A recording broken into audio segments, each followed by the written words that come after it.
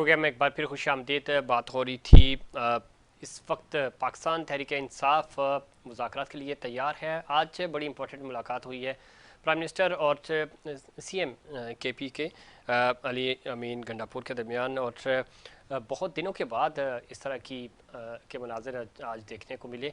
अल्लाह करे कि ये मामला आगे चलें और चीज़ें बेहतरी की तरफ जाएँ, पॉलिटिकल स्टेक होल्डर्स डायलॉग की तरफ आएँ और एक जो सियासी शिद्दत पसंदी है उसमें उसका ख़ात्मा हो सके और कानून साजी हो सके। जो चाहे हम 2013 के इलेक्शंस की बात करें, 18 की बात करें और अब 2024 के इंतखाबात की, तहफ़्फ़ुज़ात ख़दशात ये पार्लियामान के अंदर ही दूर किए जा सकते हैं और बेहतर कानून साजी करके इस के ऊपर कोई बातचीत हो सके और मामला आगे बढ़ सके। मज़ीद बात करेंगे। ज्वाइन किया है हमें उज़्मा कारदार साहिबा ने, सीनियर रहनुमा है पाकिस्तान मुस्लिम लीग नून की।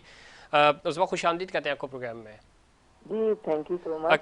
सबसे पहले तो बताइएगा किस तरह देखती हैं आज, चूँकि लास्ट विजिट पे केपी जब गए थे प्राइम मिनिस्टर तो उस वक्त सीएम ने उनको रिसीव नहीं किया था। आज वो बता रहे थे कि शायद वो सूबे में उस वक्त मौजूद नहीं थे। आज उनकी मुलाकात हुई है, बड़ी खुशाइंद रही मुलाकात। जिस तरह पोस्ट मीटिंग मीडिया ब्रीफ हुआ, किस तरह देखती हैं चीज़ें बेहतरी की तरफ जाएंगी? और अगर इसी तरह सूबे लिंक हुए, सिंक हो गए वफाक के साथ, तो मामलात बेहतर हो सकते हैं। जो सड़कों की तरफ या जो एक एग्रेशन हमें नज़र आ रहा था और नज़र आ भी रहा है, उसमें भी कमी आएगी। जी बिल्कुल। देखें आप, हम तो बहुत अच्छे से कह रहे हैं कि भाई सारी जितने भी लोग हैं वो सियासी अगर रवैये रखें तो जी तभी मुल्क आगे चल सकता है। इस वक्त अल्हम्दुलिल्लाह पाकिस्तान में एक जमहूरियत जो है वो इस्तेहकाम की तरफ जा रही है। सेंटर में भी हुकूमत आ गई है, सूबों में भी हुकूमतें आ गई हैं, सदर साहब भी इलेक्ट हो गए हैं, हमारी सेनेट भी इलेक्ट हो जाएगी। तो बड़ी एक खुश आइंद बात है।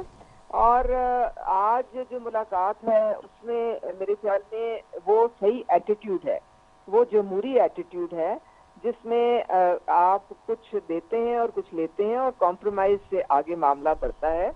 प्राइम मिनिस्टर ने भी बहुत अच्छे तरीके से उनको रिसीव किया और सीएम केपी जो है वो भी उन्होंने भी एक अच्छे तरीके से रिस्पांस दिया। बाद में जो उनकी प्रेस टॉक हुई वो भी खुश आइंद थी। उसमें उन्होंने कहा कि जी हम रियासत को तरजीह देंगे अपने सियासत पे और कोई ऐसा मुतालबा वफाक से नहीं करेंगे जिससे मईशत पे बोझ पड़े। और प्राइम मिनिस्टर ने भी कहा कि जी बिल्कुल आपके जो वाजिबात हैं ये आईएमएफ के साथ मुआहिदा हो जाता है तो हम जरूर उसको आप तक पहुंचाएंगे।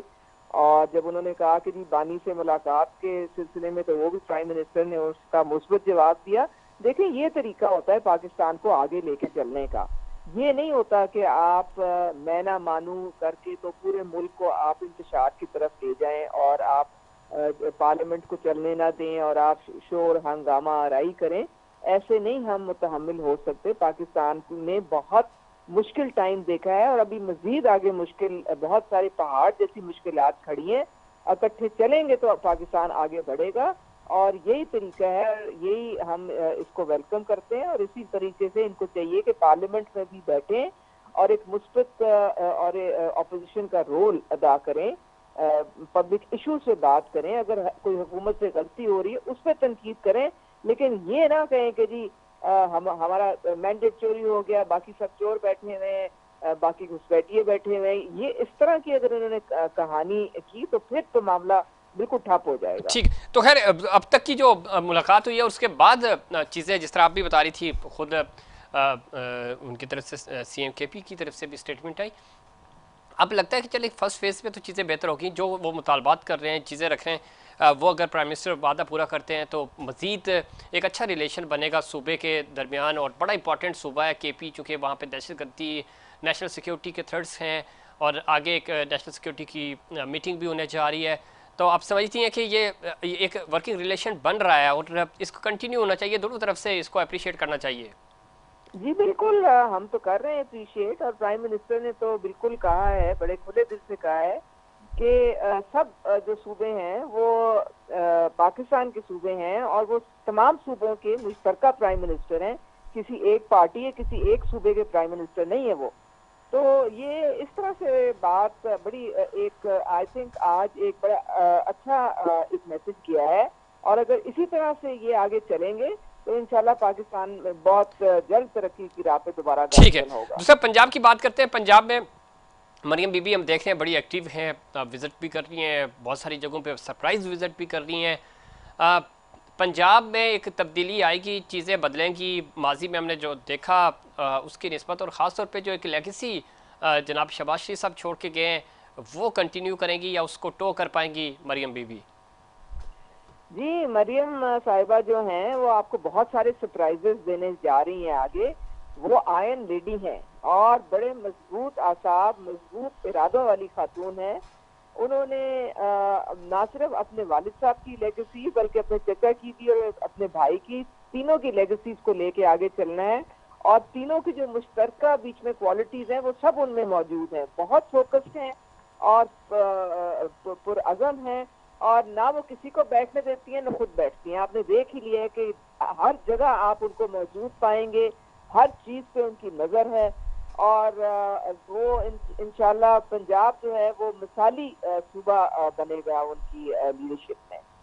बहुत शुक्रिया उज़मा कादा साहिबा प्रोग्राम में वक्त देने के लिए। पंजाब मिसाली सूबा बनेगा, लेगेसी को कैरी फॉरवर्ड करेंगी, और बज़ाहिर जो विज़िट्स हैं उनके उससे तो लग रहा है, लेकिन एक जामे हिकमत अमली बहुत बड़ा सूबा है और उसमें डेवलपमेंट्स के काम करने होंगे, बड़े प्रोजेक्ट्स के ऊपर काम करना होगा।